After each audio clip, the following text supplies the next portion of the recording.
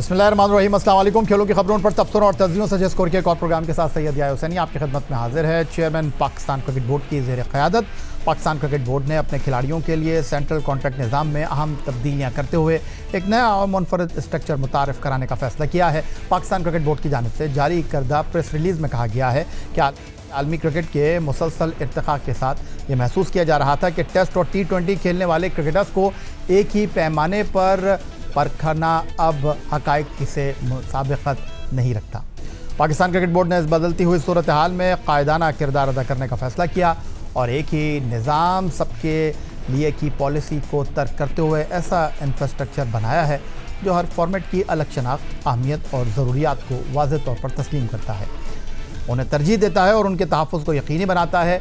नए फ्रेमवर्क की सबसे नुमायाँ ख़ुसूसियत यह है कि अब मखसूस क्रिकेट फॉर्मेट से वाबस्तगी को बाज़ाब्ता और स्ट्रक्चरल हैसियत दी गई है।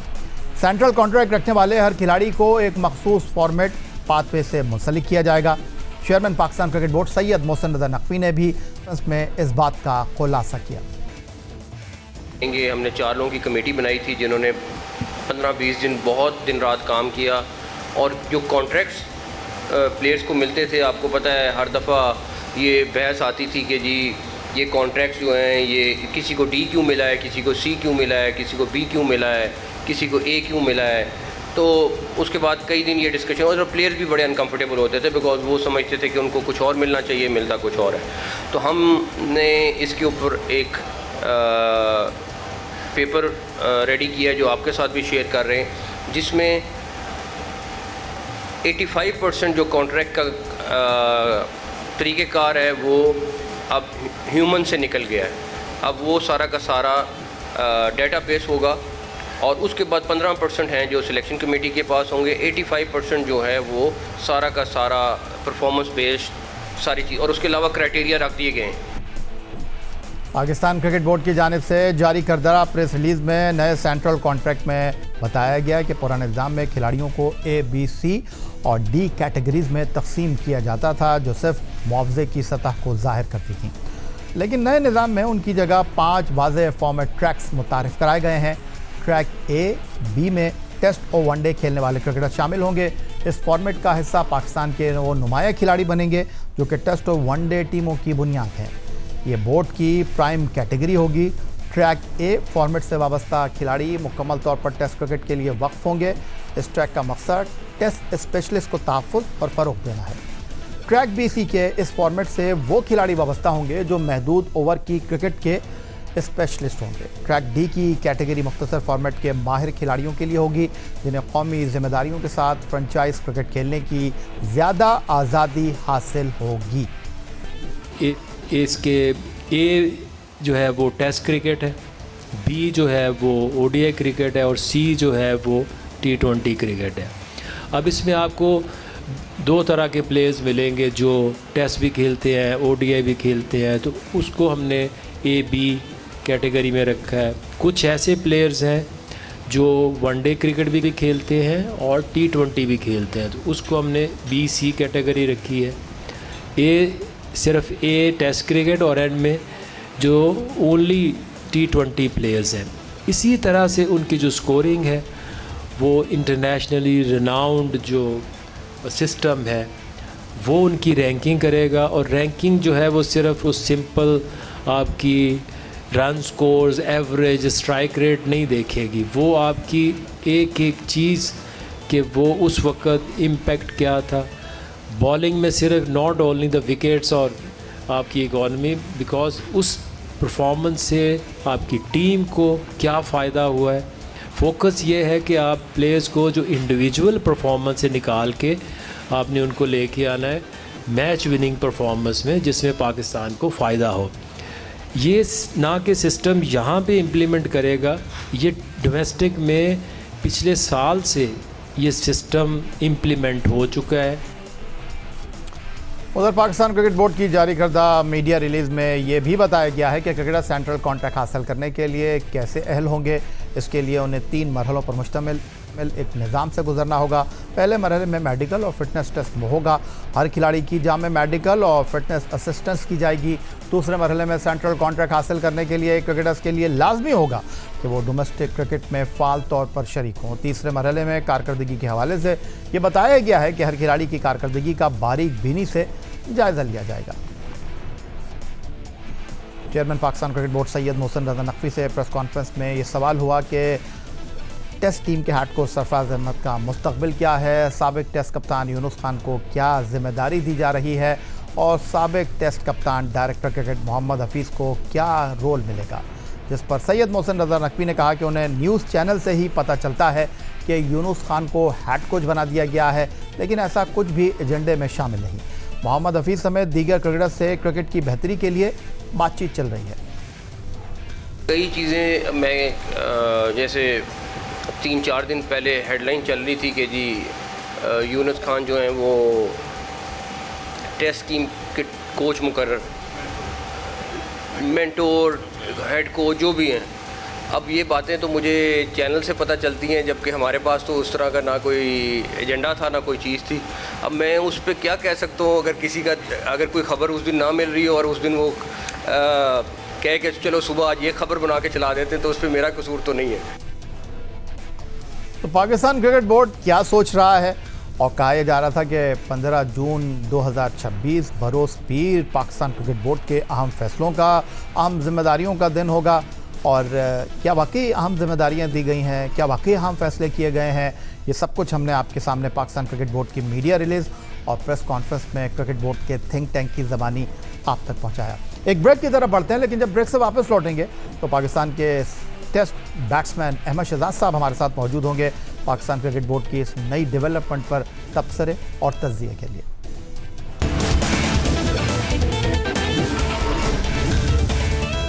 ब्रेक के बाद एक बार फिर कहेंगे आपको खुशामदीद और सीधा चलेंगे लाहौर। वीडियो लिंक पर हमारे साथ मौजूद हैं पाकिस्तान के टेस्ट ओपनर अहमद शहजाद साहब। आपने ब्रेक से पहले सूरत हाल का जायज़ा लिया। Chairman Pakistan cricket board Syed Mohsin Raza Naqvi साहब, पाकिस्तान क्रिकेट बोर्ड के थिंक टैंक का अहम हिस्सा आकिब जावेद साहब सेंट्रल कॉन्ट्रैक्ट के हवाले से चीदा नुकात पर अपनी राय का इजहार कर रहे थे। पाकिस्तान क्रिकेट बोर्ड ने सेंट्रल कॉन्ट्रैक्ट के हवाले से क्या मैकेनिज़्म बनाया है वो हमने समझने की कोशिश की है। आप इस पर क्या कहेंगे? नहीं, देखिए, सेंट्रल कॉन्ट्रैक्ट पे कोशिश करना, मुझे नहीं पता था कि ये इतना मुश्किल हो गया या ये इतनी बड़ी खबरें हो गई हैं कि इस पे खेला जाए। अब सेंट्रल कॉन्ट्रैक्ट एक नॉर्मल सी चीज़ होती है जो परफॉर्मेंस बेस्ड होती है। उसको आप कान को फिर चाहे आप यहाँ से पकड़ लें चाहे कान को फिर यहाँ से पकड़ लें, एक ही तरह से हिसाब है। मेरे ख्याल से लोगों, अगर उनको ये प्रॉब्लम है कि वो कह रहे जी प्लेयर्स जो है ना खुश नहीं होते, तो प्लेयर्स तो खुश कभी भी नहीं होंगे। आपने तो बल्कि लोगों को पे सख्तियाँ करनी थी हर तरीके से, फाइनेंशियली भी सख्ती। जो परफॉर्मेंसेस हैं, जितने वर्ल्ड कप से हार गए, आप अभी तक यही कोशिश कर रहे हैं कि किसी न किसी तरीके से प्लेयर्स को खुश कर दिया जाए। तो प्लेयर्स नहीं, फिर देखें जो नए लोग भी आते हैं ना, फॉर एग्जांपल मिसबा आए हैं, आकिब जावेद तो पहले से ही हैं, फिर सरफराज हैं, आके सबने कुछ न कुछ करके दिखाना होता है कि जी ये कोई बहुत बड़ी तब्दीली आने लगी है पाकिस्तान की क्रिकेट में। बट अनफॉर्चुनेटली चले उनका, क्योंकि वो कह रहे हैं कि 15-20 दिन मेहनत की है, जिसने भी ये कॉन्ट्रैक्ट बनाया है काफ़ी लंबा होता है, मेहनत तो लगती है, तो उनका दिल रखने के लिए हम इस पे कह देते हैं जी वेल डन। लेकिन अगर आप इससे ये सोचते हैं कि पाकिस्तान के प्लेयर्स की परफॉर्मेंस बढ़ जाएगी तो ये गलत सोचते हैं।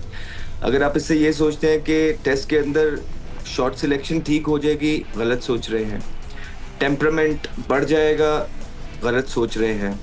मेरिट प्रिवेल सेंट्रल कॉन्ट्रैक्ट से नहीं होगा, आप लोगों को चीज़ें उसकी दूसरी हैं। तो कहने का मकसद ये है ऑल इन ऑल कि ठीक है, सेंट्रली कॉन्ट्रैक्टेड प्लेयर्स के लिए उन्होंने एक नए इक़दामात लिए हैं, टेस्ट कैटेगरी को डिफरेंट किया है, वनडे T20 को डिफरेंट किया, बट इट्स प्रीटी नॉर्मल। और हमें ये मसला नहीं है ना, अवाम को ये मसला है। अवाम तो परफॉर्मेंस चाह रही है। तो आप ये बताएं कि आपने परफॉर्मेंस के लिए क्या किया है, रिजल्ट्स किस तरह निकलेंगे। आप जो बांग्लादेश से जाके वाइट वॉश होते हैं उसका क्या करना है, आप जो क्वालिफाई नहीं कर पाते हैं वर्ल्ड कप के अंदर, वो कैसे ठीक होगा? वो जो प्लेइंग 11 है वो कैसे ठीक बनेगी? या 15 लड़के जो सिलेक्ट होते हैं वो कैसे ठीक होंगे? या पिच को जो गलत रीड करते हैं उसका क्या किया जाए? या टेस्ट के अंदर जब आप सिर्फ लोगों का टाइम पूरा करने के लिए, जिस तरह अजहर महमूद आए थे कि यार इसके 6 महीने रह गए हैं, टेस्ट में लगा देते हैं, इस अप्रोच का क्या किया जाए?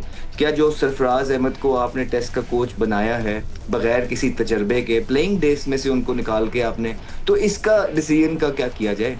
तो सेंट्रल कॉन्ट्रैक्ट कभी भी इशू नहीं था पाकिस्तान की क्रिकेट का। पाकिस्तान की क्रिकेट की परफॉर्मेंस जो है इशू है, मेरिट जो है इशू है। इस पे अभी तक कोई हमें यकीन दहानी इमाम को नहीं कराई गई कि ये कैसे बेहतर होगी। अहमद शहजाद साहब, जो सूरत हाल इस वक्त मैं देख रहा हूँ कि पाकिस्तान की जो क्रिकेट है अब क्या कागजात के ज़रिए ठीक होगी? कागजात के ऊपर लिखी हुई तहरीर पाकिस्तान क्रिकेट का जो है वो निज़ाम ठीक करेंगे, सिमत का तयन करेंगे? क्योंकि ग्राउंड में तो हमें कोई काम होता दिखाई दे नहीं रहा है।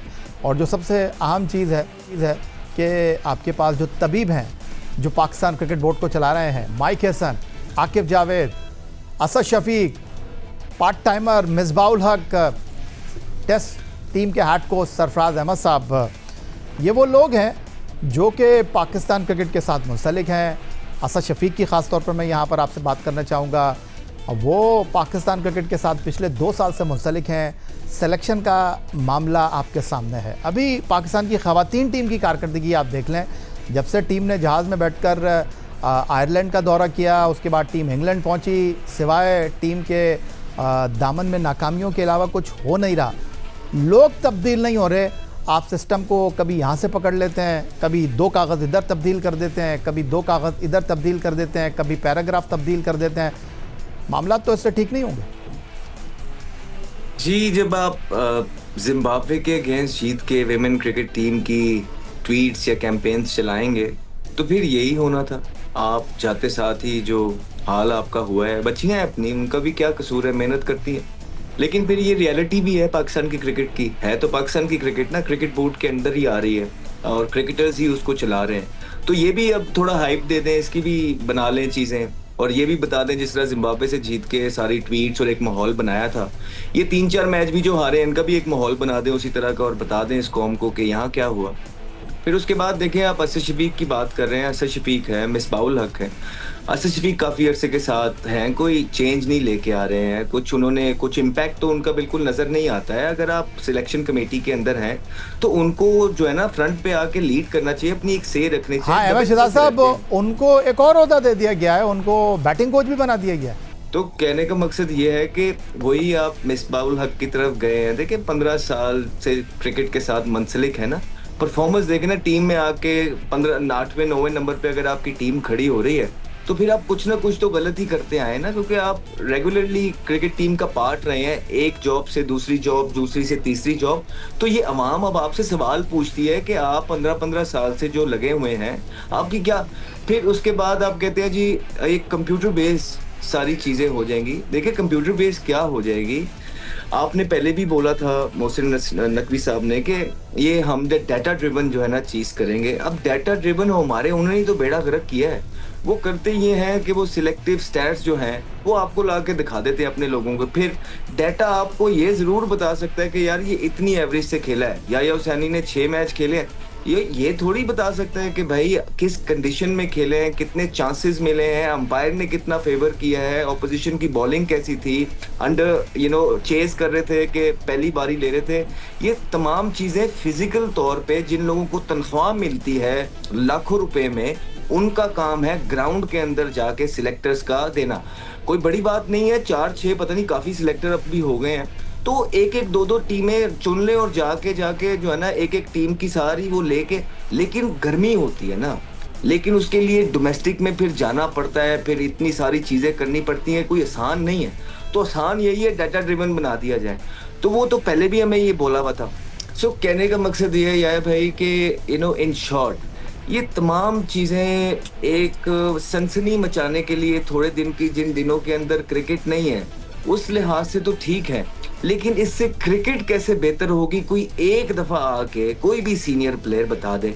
जब भी प्रेस कॉन्फ्रेंसेस होती हैं, अभी मैं देख रहा था आकिब जावेद साहब की भी पीछे एक प्रेस कॉन्फ्रेंस हो रही थी, मैं हैरान हूं कि क्या क्या नहीं हो गया पाकिस्तान क्रिकेट टीम के साथ। लेकिन जो जर्नलिस्ट वहां पे सवाल कर रहे होते हैं, विद ऑल ड्यू रिस्पेक्ट, या तो वो बिल्कुल उनको पता ही नहीं है कि हमने सवाल क्या करना है और किस हिसाब से करना है, या तो मैच फिक्स होता है। ये दो चीजें होती हैं। सो खुदारा बड़ी मुश्किल से हम इनको आप लोगों के सामने लेके आते हैं प्रेशर डाल डाल के, और वहाँ भी आप हाफ बॉलियों वाले सवाल पूछते हैं। जो सही सवाल है कम से कम वो तो किए जाएं कि क्या वजह है कि आप लोग क्वालिफाई भी नहीं कर पा रहे, क्या वजह है कि मेरिट क्यों नहीं ठीक हो पा रहा, क्या वजह है कि आप जो है ना ये कोचेस जो बगैर किसी एक्सपीरियंस के ले आते हैं, क्या वजह है कि शादाब या और दीगर प्लेयर किस तरह टीम में आ जाते हैं बगैर परफॉर्मेंसेस के।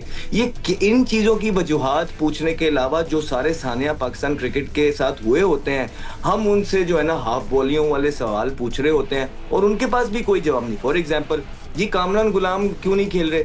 हाँ जी, वो मेहनत करते रहे, आ जाएंगे। मतलब वो बंदे ने परफॉर्मेंस कर दिया आके, लेकिन उसका जवाब नहीं है कि उसको निकाला क्यों है। मेहनत करते रहे, आ जाएंगे। भाई बाकी भी मेहनत कर सकते हैं। इन शॉर्ट ये कि ये वो चीज़ें कर ही नहीं सके। आकिब जावेद साहब को देखें, काफ़ी देर हो गई है, वो डिसीजन जो लेने वाले थे वो ले ही नहीं सके, ये वो कर नहीं सके।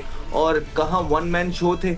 अब आके उन्होंने भी अपने आगे लेयर बना ली है, सरफराज को ले आए हैं, मिसबाउल हक को ले आए, अब एक लेयर और खड़ी कर देंगे, शायद यूनुस खान भी आ जाए, शायद और भी कोई आ जाए।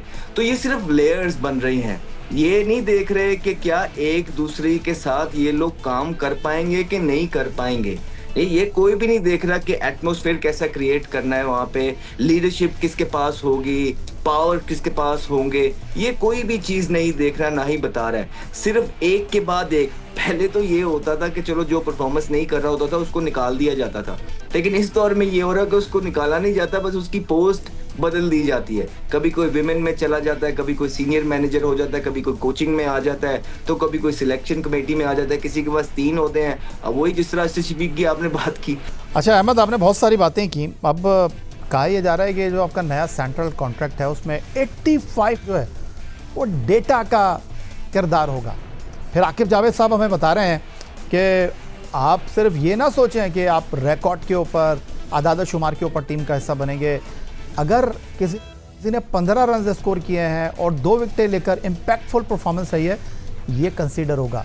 तो बहुत आज़ी के साथ, इनकिसारी के साथ मैं ये जानना चाहता हूँ कि अगर इतना अच्छा काम हो रहा है तो फिर ये डेटा के बग़ैर बाबर आजम कैसे टीम में सेलेक्ट हो जाते हैं, बग़ैर परफॉर्मेंस के शादाब खान कैसे टीम में आ जाते हैं, वर्ल्ड कप खेलने वाली टीम में ख्वाजा नाफे कैसे जहाज़ में बैठ जाते हैं, आखिरी 5 टेस्ट इनिंग में कोई विकेट ना लेने वाले हसन अली बांग्लादेश में 2 टेस्ट मैच कैसे खेल जाते हैं।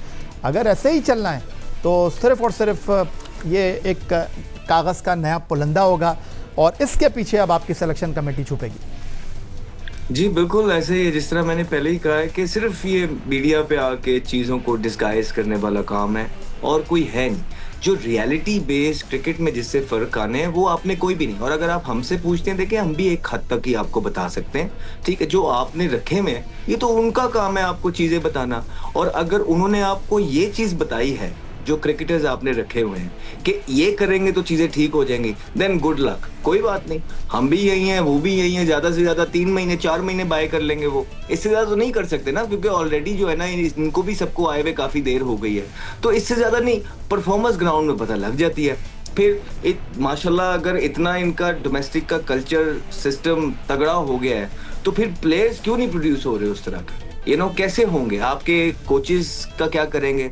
वो ये जो डाटा सिस्टम है ये कोचेस को कोचिंग सिखा देगा, या उन्हें ऑनेस्टी दिखा देगा, या उन्हें ये बता देगा कि सबको एक ही तरह ट्रीट करना है, एक ही परिंदे में लाके तोड़ना है? ये तो नहीं चीज़ें आएंगी ना। ये सारी चीज़ें आप कहाँ से, प्रोफेशनलिज्म कहाँ से लेके आएंगे? बहुत शुक्रिया हमें वक्त देने के लिए, अपनी राय का इजहार करने के लिए।